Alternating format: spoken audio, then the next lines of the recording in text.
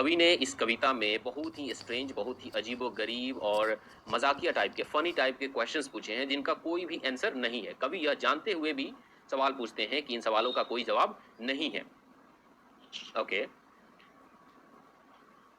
The theme, अब सबसे पहले हम जानते हैं थीम क्या है। The theme of the poem is humoristic. इस पोएम का जो थीम है वो ह्यूमरिस्टिक है, मतलब मजाकिया है ना, फनी है। The questions in the poem are metaphor to the body parts. और जो भी क्वेश्चंस पूछे गए हैं वो किससे, तो चलो इस पोम को हम सबसे पहले रिसाइट करते हैं, इस पोम को थ्रू आउट पढ़ेंगे और उसके बाद इसका एक्सप्लेनेशन देखेंगे, ठीक है। Where can a man buy a cap for his knee, where can a man buy a cap for his knee or a key for the lock of his hair and can his eyes be called a school, I would think there are peoples there. In the first four lines, मतलब पहले चार lines में क्या कहा गया है। The poet wants to know where should he go to buy a cap for his knees or a key for the lock of his hair. तो इन चार लाइनों में ये कवि ये जानना चाहते हैं कि वे अपने घुटनों के लिए, आप देख सकते हो उस पिक्चर में, ये हमारा ह्यूमन लेग है और इसमें जो हमारा नी है उसको, उसके ऊपर एक कैप पहनाया गया है। तो इस कैप को खरीदने के लिए कवि कहाँ जा सकते हैं, उन्हें ये कैप कहाँ मिल सकती है, उन्हें नी कैप कहाँ मिल सकती है। और फिर नेक्स्ट लाइन्स में कवि ये कहते हैं वे अपनी बालों के लटों के लिए, मतलब हेयर लॉक के लिए चाबी कहाँ से खरीद सकते हैं। आप देख सकते हो यहाँ पर हेयर लॉक है, ये जो बाल दिखाए गए हैं, बालों की लट, बालों के ग्रुप्स को हेयर लॉक कहा जाता है। तो लॉक की एक चाबी होती है, जनरल लाइफ में जो हम लॉक ताला समझते हैं उसकी एक चाबी होती है, उसी तरह हेयर लॉक की चाबी कवि खरीदना चाहते हैं, उसे ढूंढना चाहते हैं। तो आप समझ सकते हो कि हेयर लॉक की कोई भी चाबी नहीं होती और घुटनों का, नी का कोई कैप नहीं होता। तो कवि यहाँ पर बहुत ही फुलिश, बहुत ही बेवकूफ़ी भरा सवाल पूछने का काम करते हैं जिसका कोई भी आंसर नहीं है। आप पिक्चर से इसे बहुत अच्छे तरीके से समझ सकते हैं, ठीक है। और फिर आगे क्या कहते हैं, and can his eyes be called a school. क्या हम अपनी आंखों को, कभी ये कहते हैं कि क्या हम अपनी आंखों को स्कूल कह सकते हैं, अपनी आंखों को स्कूल कह सकते हैं। आई वुड थिंक, क्योंकि मुझे ऐसा लगता है, देयर आर प्यूपिल्स देयर, क्योंकि हमारी आंखों में जो होती हैं वो प्यूपिल्स होती हैं। अब प्यूपिल्स के भी दो मतलब होते हैं, प्यूपिल्स के दो मतलब क्या होते हैं आप पिक्चर में समझ सकते हैं। एक तो हमारे आंख की पुतलियां होती है जिसको प्यूपिल्स कहा जाता है, और एक प्यूपिल्स उसे कहा जाता है जो हमारे बच्चे होते हैं जो स्कूल्स में पढ़ने जाते हैं। तो आप यहाँ पे समझ सकते हो, यहाँ पर ये हमारा एक आई का फोटो दिया गया है और वहाँ पर उसके नीचे एक बच्चा जो कि बैग लेकर स्कूल जा रहा है। तो कवि ये सवाल पूछते हैं कि जब हमारी आंखों में प्यूपिल्स होते हैं तो हम अपनी आंखों को क्या स्कूल कह सकते हैं, हम अपनी आंखों को स्कूल समझ सकते हैं, जो कि बेवकूफ़ी वाली बात है, जो कि बहुत ही फनी है अपने आप में। What jewels are found in the crown of his head?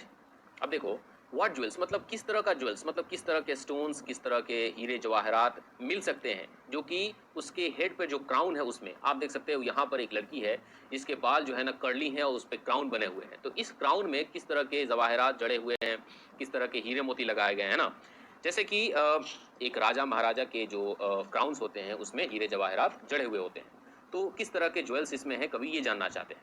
तो आप समझ सकते हो कि बालों में जो क्राउन्स होते हैं, जो लटें होती हैं, जो कर्ली हेयर्स होते हैं, उसमें किसी तरह का भी ज्वेल्स नहीं होता है। And who walks on the bridge of his nose, और एक इंसान अपने नाकों के, जो नाक का जो ब्रिज है, मतलब जो नोज बोन है, उस पर कौन चलता है। मतलब जैसे कवि ये जानना चाहते हैं कि जैसे एक कार जो है वो रिवर ब्रिज के ऊपर चलती है, एक कार जो रिवर ब्रिज के ऊपर दौड़ती है, उसी तरह हमारे नाकों के ब्रिज के ऊपर, है ना। अब यहाँ पर आप देख, can he use, can he use in building the roof of his mouth the nails on the ends of his toes। अब कभी यहाँ पर ये पूछते हैं कि क्या हम अपनी, जो हमारी जो माउथ है, हमारा जो मुंह है, उसका छत बनाने के लिए हम अपने पैरों की जो उंगलियां हैं और उसके जो नेल्स हैं उसका इस्तेमाल कर सकते हैं। मतलब हम अपने पैरों की उंगलियों का जो नेल्स है उसका इस्तेमाल करके हम अपना माउथ का टॉप बना सकते हैं, हमारे माउथ के ऊपर एक छत बना सकते हैं। तो इसकी कोई ज़रूरत नहीं है और ये बहुत ही बेहुदा सवाल है जो कि कवि ने पूछने का काम किया है। Can the crook of his elbow be sent to jail. अब कभी यहाँ पर ये कहते हैं कि क्या जो उनका जो एल्बो है, जो मुड़ी हुई हड्डी है हमारे एल्बो की, हमारे कोहनी की जो मुड़ी हुई हड्डी होती है, उसको हम जेल में भेज सकते हैं, है ना। अब देखो, क्रूक का मतलब होता है एक बेईमान आदमी, एक चोर। तो जैसे हम एक चोर को, एक बेईमान आदमी को उसके चोरी करने के इल्जाम में उसे हम जेल भेजते हैं, तो क्या हम अपनी इस मुड़ी हुई, इस क्रूक्ड एल्बो को भी जेल भेज सकते हैं, है ना। इफ इट कैन, और हाँ अगर हम ऐसा कर सकते हैं, उसे जेल भेज सकते हैं, well then what did it do.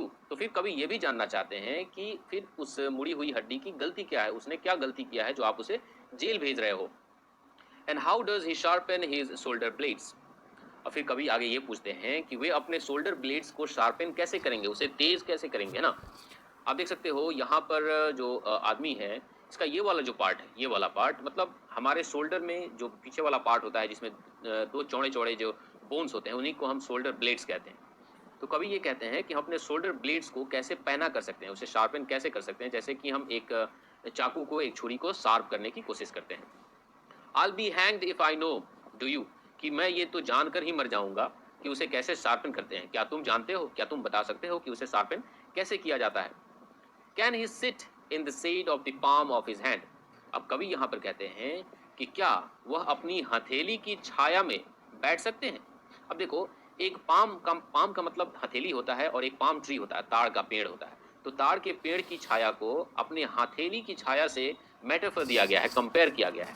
तो कवि ये कहते हैं कि जैसे एक इंसान ताड़ के पेड़ की छाया में बैठता है, तो क्या वह अपनी हथेली के छाया के अंदर बैठ सकता है, क्या वह अपनी हथेली की छाया में बैठ सकता है। And beat time when the drum and beat time with the drum in his ear। और कभी आगे ये कहते हैं कि क्या एक इंसान अपने ईयर ड्रम को बीट कर सकता है, अपने ईयर ड्रम को बजा सकता है। ईयर ड्रम मतलब कान का जो पर्दा होता है उसे। क्या कोई इंसान अपने ईयर ड्रम को बजा सकता है, जैसे कि एक ड्रमर, एक ड्रम बजाने वाला अपने ड्रम को बजाता है, उसे पीटता है। Can the calf of his leg eat the corn on his toe. अब देखो, काफ का मतलब होता है हमारे पैर में जो घुटने और जो टखने के बीच जो पीछे वाला थुलथुला सा जो पार्ट होता है, जो मसल्स पार्ट होता है। आप यहाँ पे देख सकते हो, ये घुटना और टखने के बीच का ये जो पीछे वाला पार्ट है जहाँ पे मसल्स ज़्यादा उभरे हुए हैं नीचे की तरफ बैक साइड में, उसी को काफ कहा जाता है। और एक काफ का मतलब गाय का बछड़ा भी होता है, जहाँ पर इस पिक्चर में दिखाया भी गया है। तो कभी ये कहते हैं कि एक गाय का जो बछड़ा है, एक गाय का बछड़ा, can the calf of his leg, मतलब हमारे जो पैरों का जो काफ है, जिसे गाय का बछड़ा भी समझा गया है, वो अपने टूज पे मतलब पैरों की उंगलियों पर बैठकर कॉर्न खा सकता है, मक्का खा सकता है। आप देख सकते हो यहाँ पर एक मक्का लगा हुआ है। There is something pretty strange around here. और यहाँ पर जो भी चीज़ें हैं वो बहुत ही अजीब हैं, बहुत ही अजीबो गरीब हैं। तो ये रहा इसका कंप्लीट एक्सप्लेनेशन, इसका कंप्लीट आप समझ सकते हो इसका समरी। तो आपको ये समरी कैसा लगा, आप कमेंट कर